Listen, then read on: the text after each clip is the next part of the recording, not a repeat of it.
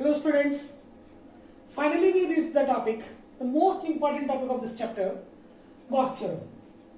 ये topic almost terminating topic है but बहुत ही इंपॉर्टेंट है.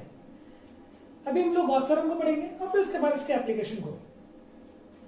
तो ये गॉस थ्योरम को अच्छे से समझने के लिए, फॉर बेटर अंडरस्टैंडिंग, इसके लिए जरूरी है क्या, इलेक्ट्रिक फ्लक्स के कंसेप्ट का पूरी तरह क्लियर होना. हम लोगों ने पिछले 2 क्लासेस में बस गॉस थ्योरम के बेसिस को तैयार किया है. पहले एरिया वेक्टर को पढ़ा है, फिर इलेक्ट्रिक फ्लक्स को. एक बार इलेक्ट्रिक फ्लक्स को, गॉस थ्योरम को पढ़ने से पहले एक बार इलेक्ट्रिक फ्लक्स को हम लोग तेजी से रिपीट करेंगे. क्या है कि ये कोई सरफेस है, this is a small surface. ये कोई स्मॉल सरफेस है. कैसा सरफेस है? तो ये स्मॉल सरफेस है जो कि किसी इलेक्ट्रिक फील्ड में रखे गए हैं. और हम लोग जानते हैं कि इस स्मॉल सरफेस का जो एरिया वेक्टर होगा वो इस सरफेस का नॉर्मल होता है, इस सरफेस का परपेंडिकुलर होता है. सपोज ये इसका एरिया वेक्टर का डायरेक्शन है ds और ये इलेक्ट्रिक फील्ड का डायरेक्शन है. एरिया वेक्टर और इलेक्ट्रिक फील्ड के बीच जो बनने वाला एंगल है क्या है? थीटा. थीटा क्या होता है?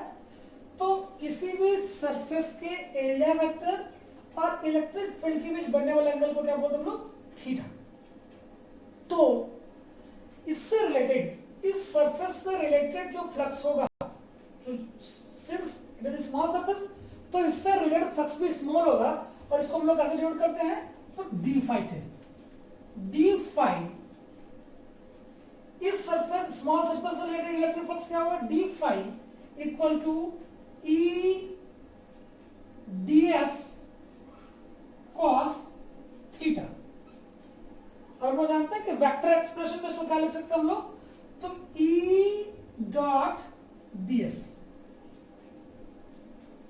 यदि, क्योंकि स्मॉल एरिया से रिलेटेड इलेक्ट्रिक फ्लक्स है, यदि हम लोग टोटल इलेक्ट्रिक फ्लक्स को कैलकुलेट करना चाहेंगे तो क्या करेंगे? ऐसे ऐसे स्मॉल फ्लक्स को क्या करेंगे? ऐड करते हैं. सिंपली हम लोग क्या करते हैं? उसको इंटीग्रेट कर देते हैं. तो total electric flux phi equal क्या हो जाएगा?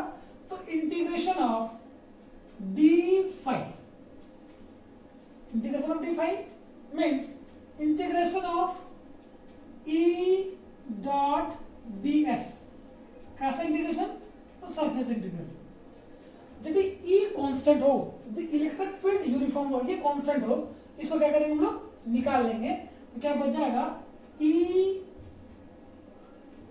ये जो है वो निकल जाएगा और सिर्फ क्या बच जाएगा? Surface integral of ds. ठीक है. तो ऑब्वियसली इस पूरे का जो हम लोग इंटीग्रेट करेंगे, सिंपली इसको क्या लिख सकते हैं हम लोग? E dot S. हम लोग शायद पिछले वर्ष में उसको E डॉट ए भी पढ़े थे. ये इसका फाइनल एक्सप्रेशन होता है. या ये इसको इस एक्सप्रेशन में हम लोग लिख सकते हैं E S cos थीटा या E ds cos थीटा. ठीक है. ये इसका इलेक्ट्रिक फ्लक्स को हम लोग तेजी से हम लोगों ने फिर से पढ़ा. अभी क्या करेंगे? अब हम लोग आगे बढ़ते पढ़ेंगे भाई गॉस थ्योरम क्या होता है. सबसे पहले जानेंगे भाई गॉस थ्योरम आखिर पढ़ते क्यों हैं, गॉस ने थ्योरम दिया क्यों. तो एक्चुअली गॉस थ्योरम हम लोगों को क्या देता है? गॉस थ्योरम 2 चीजों को रिलेट करता है. किन 2 चीजों को? तो गॉस थ्योरम रिलेट करता है 2 चीजों को. क्लोज सरफेस से रिलेटेड इलेक्ट्रिक फ्लक्स को रिलेट करता है. किसके साथ? क्लोज सरफेस से रिलेटेड इलेक्ट्रिक फ्लक्स को रिलेट करता है. किसके साथ? तो वो सपोज जैसे कि ये क्लोज सरफेस है, ठीक है, ये इसके थ्रू कितना इलेक्ट्रिक फ्लक्स होगा इसको रिलेट करता है. किसके साथ? कि ये कितना चार्ज को इंक्लोज किया हुआ है. इट रिलेट्स और it establishes a relation between the flux through the close surface and the net charge enclosed by that close surface. उस close surface related electric flux क्या है और वो जो क्लोज सरफेस है वो कितना नेट इलेक्ट्रिक चार्ज को इनक्लोज किए हुए अपने इनसाइड, उन दोनों के बीच का रिलेशन को एस्टेब्लिश करता है. किसके किसके बीच? फाई और क्यू के बीच रिलेशन को एस्टेब्लिश करता है. अब मैंने बोला कि भाई क्लोज सरफेस, तो क्लोज सरफेस का मतलब क्या? क्लोज सरफेस का मतलब होता है कि 3D फिगर. यहाँ पे भी हम लोगों ने लिखा है क्लोज सरफेस। तो क्लोज सरफेस का मतलब क्या? 3D फिगर, 3D होना चाहिए और बंद होना चाहिए। ऐसे फिगर को हम लोग क्या बोलते हैं? Close figure. अभी हम लोग क्या करेंगे? गॉस थ्योरम के स्टेटमेंट को देखेंगे। ये स्टेटमेंट बताता है कि सबसे पहले हम लोग समझेंगे भाई ये एक क्या है? स्मॉल चार्जिंग क्यूब, ठीक है, और ये सरफेस एस है जो क्या हुआ है? इस चार्ज को, स्फेरिकल सरफेस एस है जो इस चार्ज को इंक्लोज किया हुआ है। तो ऐसे सरफेस को हम लोग बोलते हैं गॉसियन सरफेस। क्या बोलते हैं? Gaussian surface. The close surface which encloses a charge, ठीक है, जो चार्ज को इंक्लोज करके रखता है, अपने इनसाइड चार्ज को इंक्लोज करके रखता है, ऐसे सरफेस को क्या बोलते हैं हम लोग? गॉसियन सरफेस, ठीक है। तो इस गॉसियन सरफेस से रिलेटेड इलेक्ट्रिक फ्लक्स क्या होगा? इस क्लोज्ड गॉसियन सरफेस से रिलेटेड इलेक्ट्रिक फ्लक्स क्या होगा? इस क्लोज्ड स्फेरिकल गॉसियन सरफेस से रिलेटेड इलेक्ट्रिक फ्लक्स क्या होगा? इस चीज को बनाता है कौन? Gauss theorem. क्या स्टेटमेंट इसका? तो it states that the total flux through a close surface is 1/epsilon naught times the net charge enclosed by the closed surface। ये जितना भी इसके थ्रू हम लोगों को जो भी फ्लक्स, इससे पहले हम लोग फ्लक्स निकालने क्या फॉर्मूला पढ़े थे? तो E डॉट एस और E ds cos थीटा। लेकिन गॉस ने इसको तो और सिंपल कर दिया। क्या बताया उन्होंने? कि कोई भी क्लोज फिगर है, क्लोज सरफेस है, तो क्लोज सरफेस कितना चार्ज को इंक्लोज किया है उसको 1/epsilon टाइम से मल्टीप्लाई कर दो, तो उस क्लोज सरफेस से रिलेटेड इलेक्ट्रिक फ्लक्स कितना होगा पता चल जाएगा। ये उन्होंने बताया गॉस ने। It states that the total flux through a Gaussian surface or closed surface is 1/epsilon naught times the charge, net charge enclosed by the surface। इन्होंने क्या किया? इसको और आसान कर दिया कि जितना भी चार्ज को इंक्लोज किया गया रहेगा उस चार्ज को सीधे से मल्टीप्लाई कर देना, तो 1/epsilon naught। जब ये एयर मीडियम में होगा तो उसको किससे मल्टीप्लाई कर देंगे? 1/epsilon naught टाइम से मल्टीप्लाई कर देंगे। इससे रिलेटेड, इस क्लोज सरफेस से रिलेटेड, इस क्लोज सरफेस से पास होने वाले इलेक्ट्रिक फ्लक्स का कैलकुलेशन आसानी से किया जा सकता है। अभी हम लोग इस गॉस थ्योरम के प्रूफ की ओर बढ़ेंगे।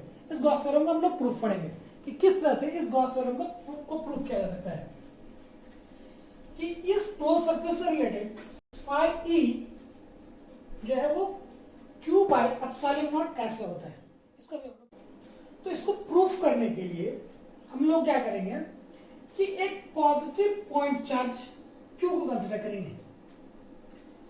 एक positive point charge plus Q है which is enclosed by spherical Gaussian surface S of radius R।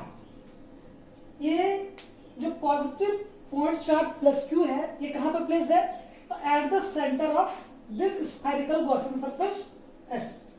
चूंकि ये स्फेरिकल क्लोज सरफेस जो है वो क्या कर रहा है? इस चार्ज प्लस Q को इंक्लोज कर रहा है अपने इनसाइड। तो ऑब्वियसली ये जो स्फेरिकल क्लोज सरफेस है ये इस चार्ज के लिए क्या है? तो इस चार्ज के लिए क्या है? गॉसियन सरफेस है। सिंपल सी बात चीज है कि a positive point charge is enclosed bye a spherical closed Gaussian surface. Spherical Gaussian surface से क्लोज है। कहां पे प्लेस है? इसका सेंटर पे। ऑब्वियसली हम लोग जानते हैं, हम लोगों ने तभी पढ़ा था कि किसी भी पॉइंट चार्ज के कारण जो इलेक्ट्रिक फील्ड होता है या इलेक्ट्रिक फील्ड का जो इंटेंसिटी होता है वो स्फेरिकली सिमेट्रिक होता है। ये हम लोगों ने काफी पहले पढ़ रखा है। स्फेरिकली सिमेट्रिक होने का मतलब है कि पूरे स्फेरिकल सरफेस में इसका जो वैल्यू होगा वो सेम होगा। और कितना होगा? तो वो होता है E equals to 1/4π epsilon naught Q by R square के बराबर होता है। तो इसके कारण यहाँ पे इलेक्ट्रिक स्फेरिकल, पूरे स्फेरिकल सरफेस में कहीं भी देंगे तो इलेक्ट्रिक फील्ड कितना होगा? E equal to 1/4π epsilon naught Q by R square. अब सवाल है कि भाई इस इलेक्ट्रिक फील्ड का डायरेक्शन क्या होगा? तो हम लोग पहले ही पढ़ रखा है कि पॉजिटिव चार्ज के कारण ये जो स्फेरिकल गॉसियन सरफेस के किसी भी पॉइंट में इलेक्ट्रिक फील्ड इतना होगा, इसका डायरेक्शन जो होगा वो क्या होगा? तो रेडियली आउटवर्ड होता है, इधर की ओर। ये इलेक्ट्रिक फील्ड का डायरेक्शन है। समझ में आया? ये इलेक्ट्रिक फील्ड है और इसका डायरेक्शन क्या होगा, तो रेडियली किधर की ओर, तो बाहर की ओर, रेडियली आउटवर्ड।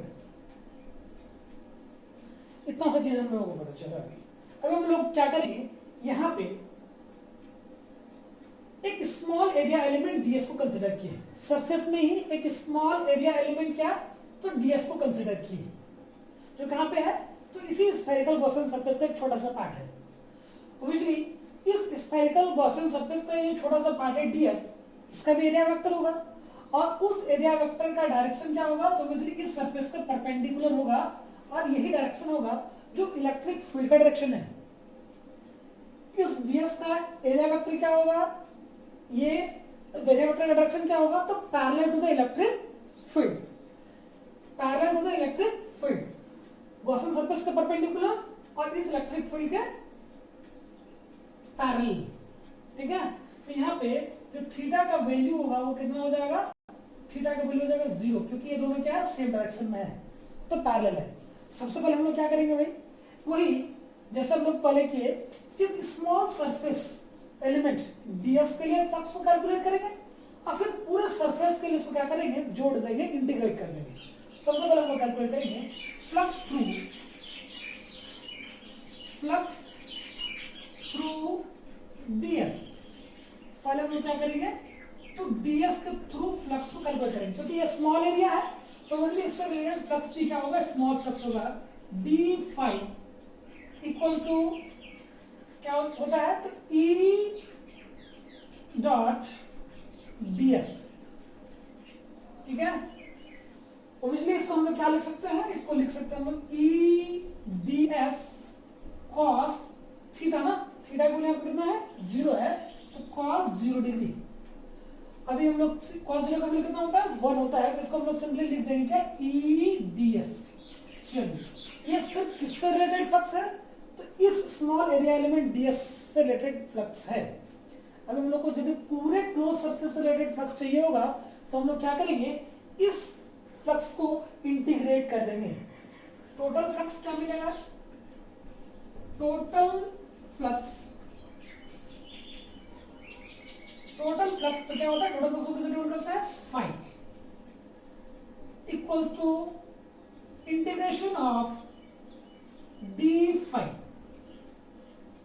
कैसे इंटीग्रेट करेंगे, तो पूरे क्लोज सरफेस के लिए कैसा इंटीग्रेशन करेंगे, तो सरफेस इंटीग्रेशन, पूरा सरफेस को इंटीग्रेट करेंगे। तो ये क्या मिलेगा, यहाँ पे इस डी फाई का वैल्यू क्या मिल रखा है, तो ई D S,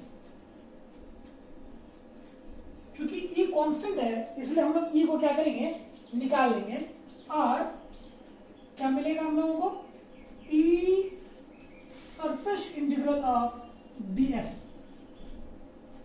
that means phi equals to e का वैल्यू क्या है, e का वैल्यू क्या है, हम लोगों ने यहाँ पे लिख रखा है कि पूरे सरफेस के किसी भी पार्ट में जो इसका वैल्यू होगा, ये क्या होता है, तो 1/4 pi epsilon naught q by r square, और into total area of the surface, क्या, तो total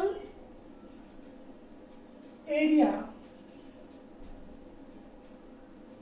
of surface, total area of the surface.